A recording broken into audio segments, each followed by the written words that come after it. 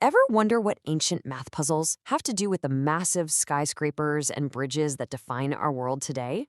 Well, we're about to uncover some seriously cool hidden connections. And it all starts with a number that so baffled early thinkers, they literally called it voiceless. Just look at this wave. It's absolutely gorgeous, right? It's chaotic, it's powerful, but believe it or not, there's a hidden mathematical language humming away inside that raw force of nature.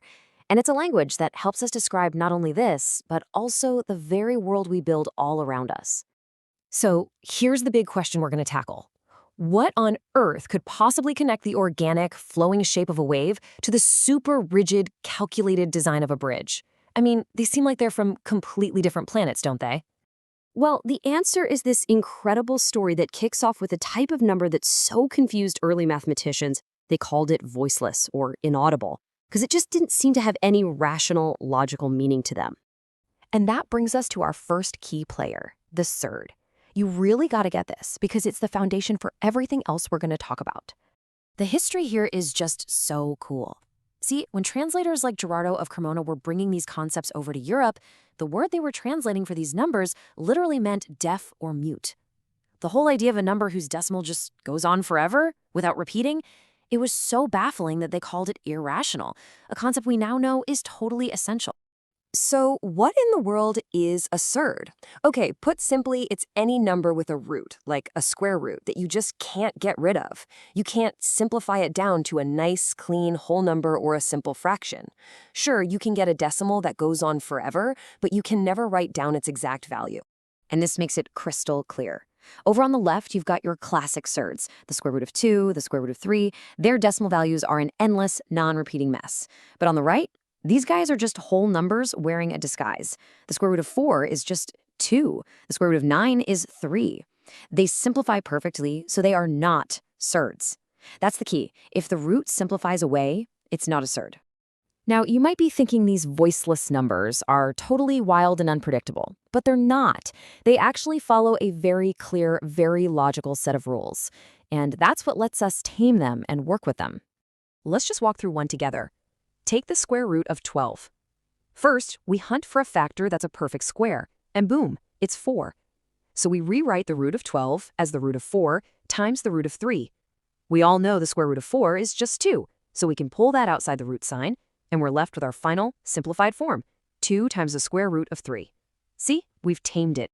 And the basic math is super straightforward, too. Just think of them like variables in algebra. You can add or subtract like surds, so 4 root 3s plus 5 root 3s gives you 9 root 3s. Easy. But you can't combine unlike surds, just like you can't add x to y. Multiplication, though, that's the easiest of all. You can multiply any two surds you want just by multiplying the numbers inside the root. Okay, so we've got a decent handle on surds now, but get ready because we're about to take a giant leap and connect them to two other huge ideas in math, indices and logarithms. This right here, this is where it all comes together.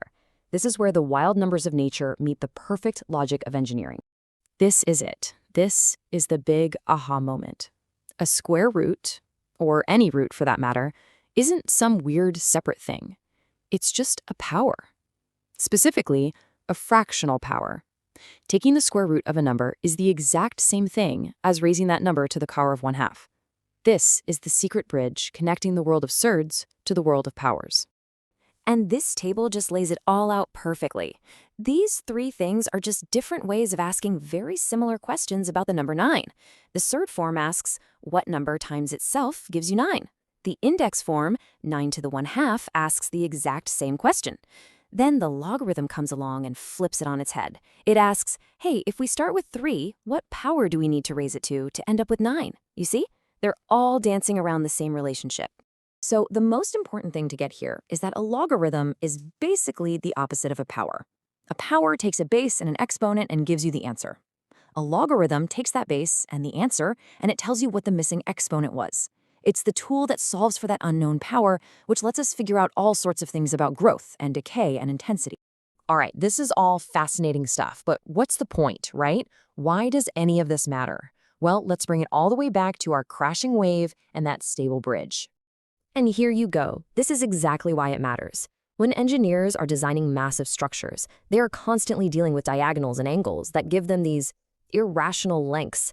By using surds, they can work with the perfectly exact values, not some messy rounded-off decimal. That level of precision is absolutely critical to make sure a bridge or a building is completely stable and totally safe.